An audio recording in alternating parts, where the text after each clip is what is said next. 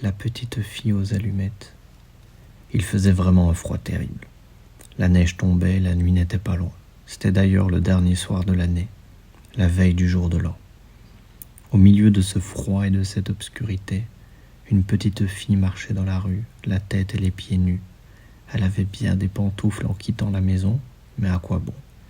C'étaient de très grandes pantoufles que sa mère avait été la dernière à porter, si grandes que la petite les perdit en se pressant pour traverser la rue entre deux voitures qui passaient à une vitesse effrayante.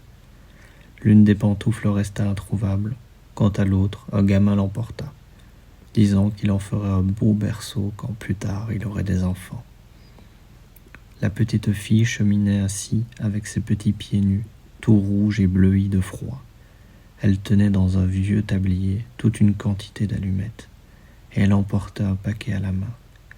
Personne ne lui avait rien acheté de toute la journée, et personne ne lui avait donné la moindre sou.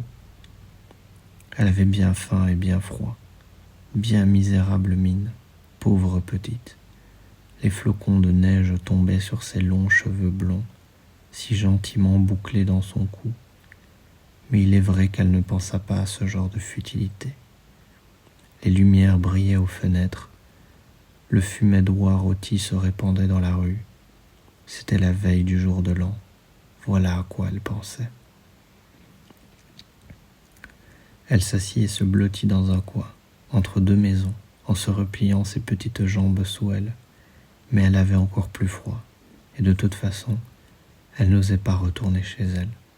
Elle n'avait pas vendu d'allumettes, et personne ne lui avait donné la plus petite pièce de monnaie.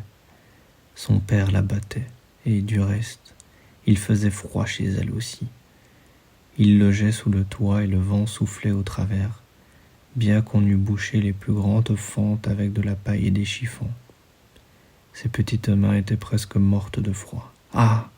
Qu'une petite allumette aurait pu lui faire du bien, si seulement elle osait en tirer une seule du paquet, et la frotter sur le mur et réchauffer ses doigts. Elle en tira une, psst, comme elle brillait, comme elle brûlait. C'était une flamme chaude et claire pareille à une petite chandelle qu'elle couvrait de sa main. C'était une curieuse lumière. Il semblait à la petite fille qu'elle était assise devant un grand poêle de fer orné de boules de cuivre étincelantes. Le feu y brûlait si magnifique, il chauffait si bien. Mais quoi?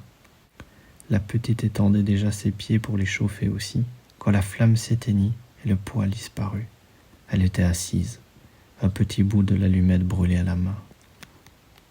Elle en frotta une seconde, qui brûla, qui brilla, et, là où la lueur tomba sur le mur, il devint transparent comme un voile.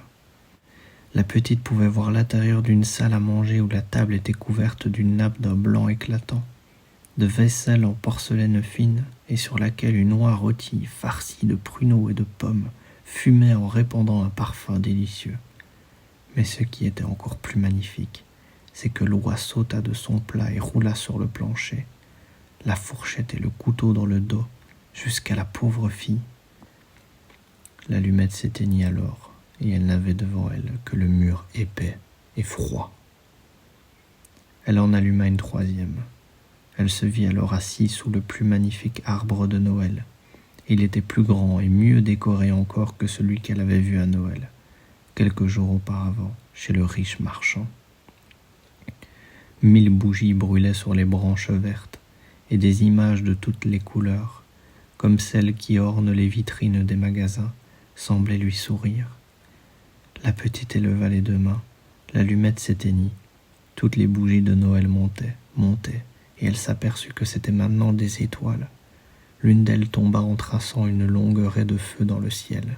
« C'est quelqu'un qui meurt », se dit la petite, car sa vieille grand-mère, la seule personne qui avait été bonne pour elle, mais qui n'était plus de ce monde, lui répétait souvent, lorsqu'une étoile tombe, c'est qu'une âme monte vers Dieu.